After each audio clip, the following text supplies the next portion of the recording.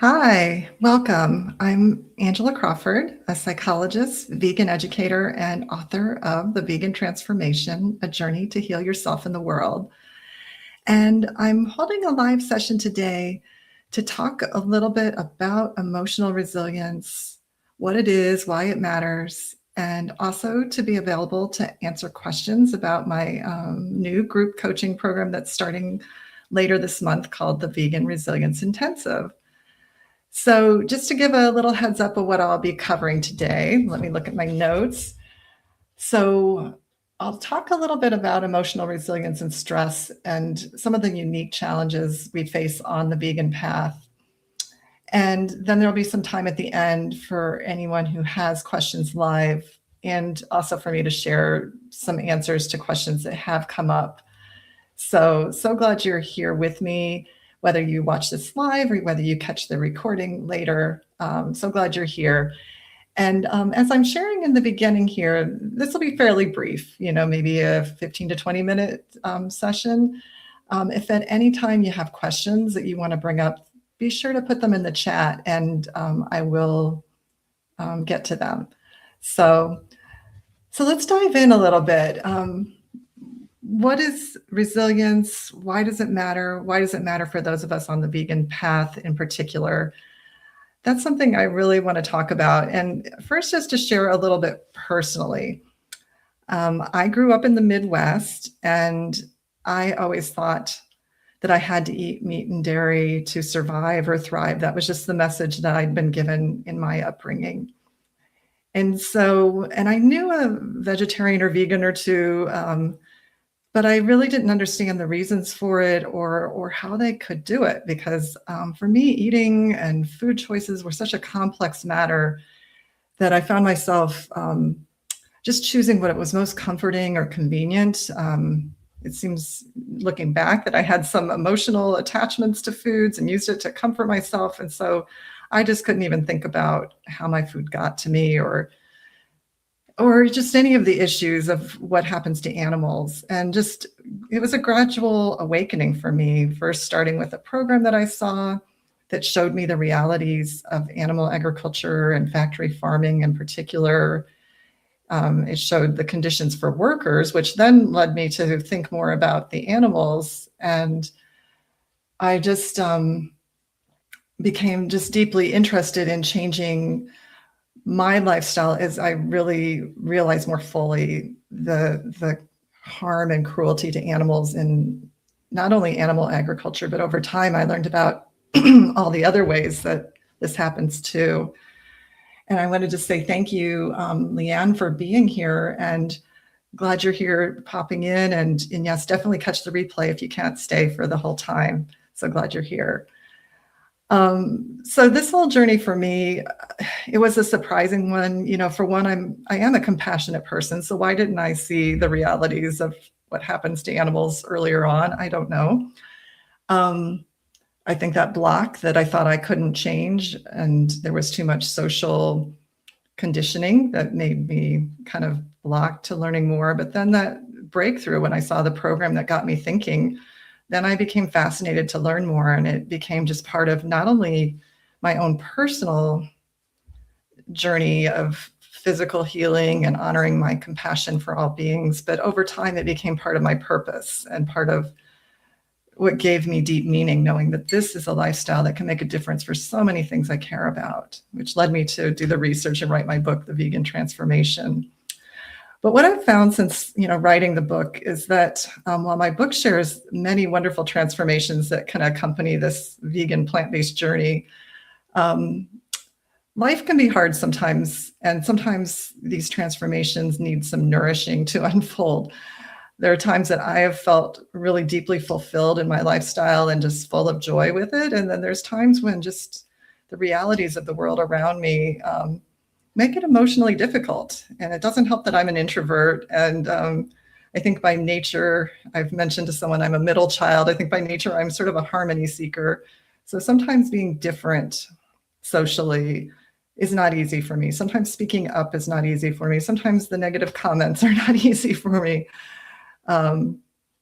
So while there's so much joy and fulfillment and honoring our values, sometimes we face these situations that are not easy. So I'm going to share a little bit about stress and resilience in general. And if you have any questions or comments, please do, those of you that are live, feel free to share them in the chat. And if you watch later, you can also put them in the comments because I will check back. And then at the end, we'll share a little bit about the Vegan Resilience Intensive and how that can help those of us on the vegan path with nurturing our emotional resilience. And this is a topic as a psychologist that's a real interest to me. I do believe our emotional well-being can really be neglected. This is a world that sometimes lately does not seem to be stressing, nurturing our own well-being emotionally. And there are some times in our lives that are more difficult. And then being vegans, often we're compassionate for other beings. Sometimes we forget to include ourselves, and that can lead to burnout or depletion or overwhelm. So let's dive in here. So maybe you can relate to some of these scenarios, especially if you're vegan or on the vegan path. Let me just share a few of the scenarios that people, when I've asked in surveys or had conversations with people, these are some of the challenges that people have reported to me. And maybe some of these you relate to. I'm sure you might have your own. One person in my recent survey said, "My family and friends think I'm crazy or strange for not eating meat, dairy, and eggs." Another said, "I feel isolated and frustrated when I try to share about veganism and others don't get it." Another person said, "I feel really sad about all the animal cruelty now that I have become aware of it, and I'm afraid I'm not making a big enough difference to help stop it." Another respondent said, "I feel like my family and friends see my veganism as a burden or an inconvenience." Another, "It's challenging to be the only vegan in my immediate social circle and to go to events that are surrounded with animal foods. I worry about my loved ones who have health challenges but won't consider changing their lifestyle or eating plant-based. I feel upset about all the suffering in the world, and I don't always know how to handle the feelings that come up or how to communicate with my loved ones who just don't get it." And there can be many others. It can be in navigating living in a mixed diet household where you live with maybe family members who are not vegan. It can be the holidays that bring up a lot of different feelings. It can be that maybe you're like me, maybe sensitive or sort of introverted, and being an advocate in the typical way just doesn't really resonate for you because it doesn't fit with your personality or the way you share your gifts. All these things can bring up difficult feelings.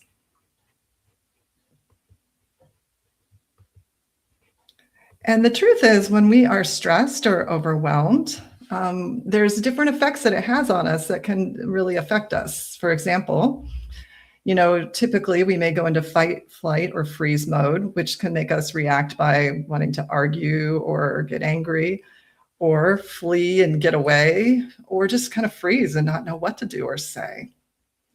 And when we're really stressed or overwhelmed, it's pretty common that we're not connected to our wise brain. So the part of us that has emotional intelligence and knows how to handle a situation might not be online in those situations. Maybe you can relate to that. A lot of us might become emotionally dysregulated if we haven't learned ways to calm and work through our emotions. Our creativity and our openness might be shut down, so we don't see new solutions. We might react in ways that are not aligned with who we truly are. We might act against our values. We might say something that we regret that wasn't helpful. I know sometimes for me, when I've wanted to say something positive about veganism, sometimes I find myself instead becoming snarky or irritated with someone and not saying it in the best way. Or I just shut down and maybe don't say anything at all. Or, just feel isolated or disconnected in some way. And the reality too is that fight or flight mode can be contagious emotionally with other people. For example, if you are feeling really anxious or stressed or frustrated, chances are the person you're communicating with can kind of pick up on that. And they sometimes, if they're not good at regulating their nervous system, they might respond in kind. And then if both of you are in fight or flight, it's just not going to be a meaningful communication. So us learning to regulate our nervous system and respond in more empowered ways can help us navigate stressors better and have more fulfillment and more impact in the ways we want to. And on top of that, chronic stress can definitely take a toll on us in so many ways, physically, emotionally, and in our relationships. So important to nurture ways to cope with that. So the truth is, we can't get rid of all of our stress. Stress is a natural outcome of life on Earth. And I've also come to think that, navigating stress is also a natural outcome of living a life where we dare to challenge the status quo. We dare to question things. We dare to honor our deepest values and perhaps live differently than the majority around us. There's going to be some stress and discomfort that comes with that. There's going to be new skills that have to be learned. And that's something that over time I came to realize, because in the beginning, it was very hard for me to speak up at social situations. And it's still not easy because that's just not my personality. But what I came to realize is I had to find ways to handle the situations that came up the most for me, because this mattered enough to be worth stretching myself for. And so that is something, that while we can't control the reality that we're going to have stress and sometimes discomfort and challenges, we can learn resilience. We all have resilience in some way, and I'll get into that a little bit more shortly, but we can learn to nurture it so that it can be stronger and that we can draw on our resilience to cope with things better. And I want to briefly just mention what is resilience. The American Psychological Association defines it as the process and outcome of adapting to difficult or challenging life experiences, especially through mental, emotional, and behavioral flexibility. So we learn to adapt to things that are challenging by learning new ways to respond and building flexibility that helps us cope with these situations. I think one thing that's really important to know is that resilience is not something that you're just born with or not. We can develop our resilience. So that is really a cool thing to realize, that we all have that ability, and it can be nurtured and developed for new situations so that we feel more empowered. And rather than becoming derailed or giving up when we face stressful or challenging events, highly resilient people find a way to emotionally heal, adapt when needed, and continue moving toward their vision. So it's really about learning to make adjustments, to make adaptations, and to keep moving toward the vision, by finding new approaches that work for you. Yours might not be the same as someone else. And this matters for us because as vegans, we face the everyday challenges of life alongside our own unique social emotional challenges that are unique to our journey to living a vegan lifestyle in a world that is not yet fully on board or hasn't fully caught up with living in this kind of compassionate and healthy way that honors the deepest values of compassion for all beings and caring for our health at the same time. So when we're emotionally resilient, we can stay true to our values as best as possible and learn from our mistakes and setbacks. So we can learn to nurture this and grow and develop. And as we get into time, if you have any questions or comments that you want to put into the chat, and please do feel free at any time. I want to mention that, I said that we all have resilience. And one thing I want to just invite you to do as we're talking about this is perhaps to think about a time that you did handle a situation well, a situation. It doesn't have to relate to veganism or plant-based living. It could be anything, but a time where you overcame a challenge, a time when you went through something difficult, but you came through it remarkably well with greater wisdom and grace than maybe you would have ever expected. And for a moment, just think about a time where you handled something tough or accomplished something big, or just got through something you never had realized you could. And what were the qualities that got you through? And how does it feel in your body to remember that experience? And just kind of take a moment to connect with that, a moment of resilience or empowerment or overcoming, and just the memory, the picture, the feeling. And breathe that into your body, all the way down to your hips, your legs, your feet, into the earth. That you that could stand up in that situation, or who stands up for others, can also be a source of resilience and support and empowerment for you yourself. So just know that there's a resilient you inside of there. And sometimes when we're stressed, we're disconnected from that. It's sort of offline temporarily, but we can reconnect. And sometimes just even connecting with the memory and the felt body sensations of past times you navigated things like that were tough, that can really help connect you with the mindset that can find the resources that you need right now. So as far as questions, right now I don't see any in the chat. I'm going to share a couple that have come up for me with people I've spoken to. And if you think of any questions that maybe you're watching this later, or you think of them after this is over, do feel free to message me either through the comments on the YouTube video, or if you're on my email list, you can just respond to my most recent email to you, or message me on LinkedIn. Those are all ways you can connect with me. But a couple of people asked, so what is different about this program, this 4-week group coaching program that's going to be offered? It's called the Vegan Resilience Intensive. Let me just show you real quick. There's a QR code for it if you want to learn more about it. This QR code will take you to the page that tells about it. I hope to offer it again, but this is the first time actually I'm offering this exact program. So I'm really excited. I have a few signups.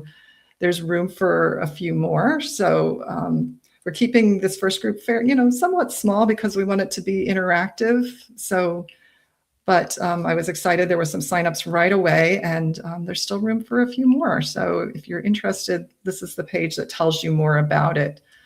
I'll put it back up again in a minute. But so basically what makes this program different? I've drawn on all the years of being a psychologist. For many years, I worked with people both in groups and one-on-one, and helped with all kinds of things: stress, trauma, emotional well-being, and just all kinds of emotional challenges that people faced in life, not specific to veganism at that point. I wasn't yet even vegan for much of that journey. But over time, as I become vegan, I've been really interested in applying the skills of emotional well-being for those of us on the vegan path. I think the research I've done has found that the biggest cause of derailment for people who say they were vegan but didn't stay vegan is the emotional and social aspects of it. Sometimes you'll hear excuses like, oh, I didn't like the food, or, oh, I didn't feel well physically. But the reality is, underneath those kinds of comments or excuses is often the social and emotional climate of being vegan in a world that is not yet predominantly vegan. So I think when someone starts on this journey and maybe they don't feel well, and then everyone around them is not vegan and they're saying, well, it's because you're eating vegan, it's very easy to kind of go off the path. So I think at the core, the biggest challenges that research has shown for most vegans to stay on course is the social and emotional aspects of living vegan, especially in a world that 97%, I don't know, somewhere from 95 to 97% is not vegan. Some might be moving in that direction, but you're still kind of a minority, and that can be challenging. So So part of why this program is so important to me is that the more resilient we are in coping with the challenges that come up with being vegan, the more we can feel empowered to stay the course and then have also an impact, hopefully, on those around us in a positive way. So I think us taking care of our well-being is super important. And this program is live, it's interactive. It will have experiential exercises. There'll be some educational components, but I want it to be predominantly experiential, where you get to practice different skills and different experiences. There is interaction with others who are on the same journey. And there will be things in between sessions for you to work on, as well as the opportunity to communicate in between sessions. And so it's live versus a program you just watch. Now, if you have to miss a session, that will be recorded for that purpose, but to get the most benefit, attending live is best. So a couple people, let's see, there's a comment here, Cassia. With my vegan journey, I have come to the point where I feel almost apathetic to what is happening in the world. What skills are helpful in not getting trapped in that? I feel like I'm losing my empathy. What you name is, first of all, I don't think you're alone. I mean, it sounds a little bit like what we might call empathy burnout, where, first of all, and actually I'm going to talk about that in my next book club, which is on compassion and the healing power of compassion, but how can we be compassionate without getting into compassion fatigue and empathy burnout. So I will discuss that more fully on June 24th in my live book club session. But in the meantime, and I'll put that in the comments later, the time of that. But in the meantime, just some things to think about. I think first of all is just to remember that as vegans who are compassionate and maybe already tend to be sort of an empath, who can feel the feelings of suffering around us, we really do have to learn to include self-care within that. And I'm not saying either or, like only care for yourself and don't care for the others. It's not that. It's actually holding both. And that's a skill that's not always easy to learn, how to kind of get centered in your own body and have compassion for you as a limited human being that cannot fix everything, even though you feel, along with other beings that might be suffering. So it is a process. I don't think I have a quick answer for that. But what I would say is people who practice mindfulness techniques and do that on an ongoing basis, that can help with how you learn to hold your compassion and your empathy. Because the reality is we can't fix everything. None of us have that much power. I sometimes wish I did, although I don't know if I'd know all the answers to fix everything if I did.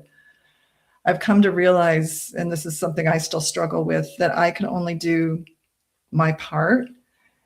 And it's almost like we're all cells in a larger body, and we each have a role to play as that one cell. I'm not the whole human race. I'm not the whole body.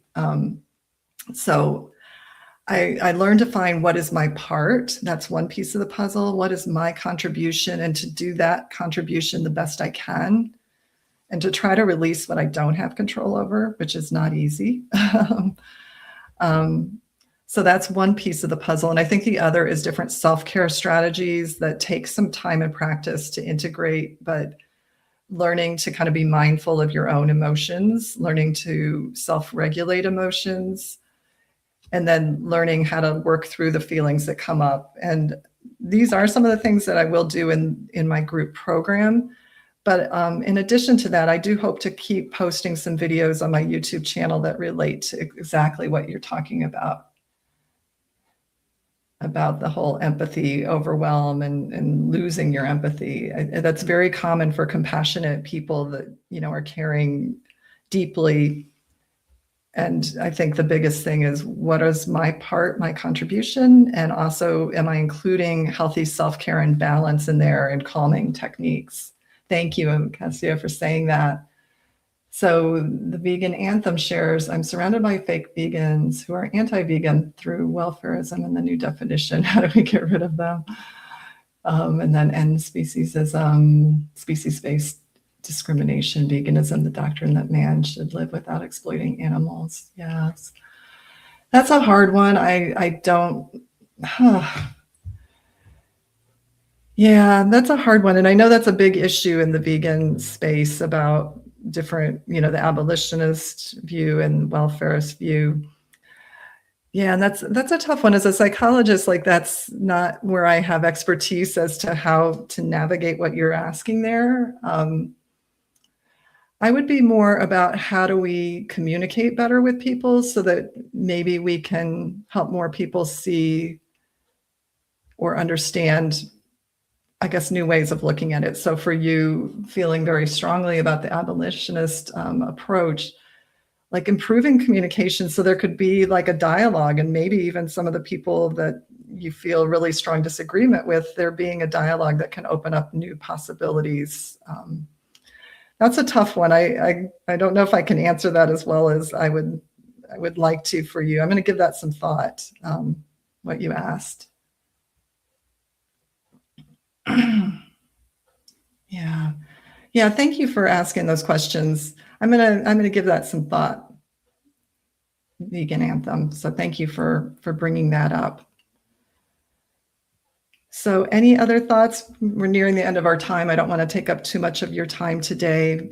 I think, like part of the challenge, and again, this is a psychology point of view, is we can't change other people.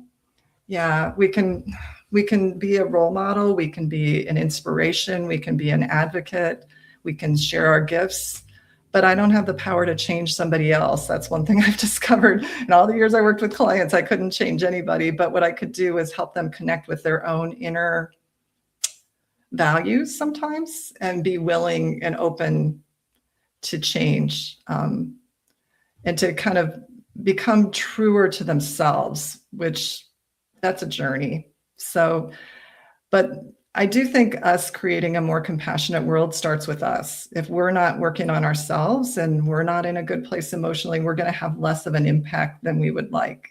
Again, that fight or flight thing kicking in is going to trigger off someone else's fight or flight mode.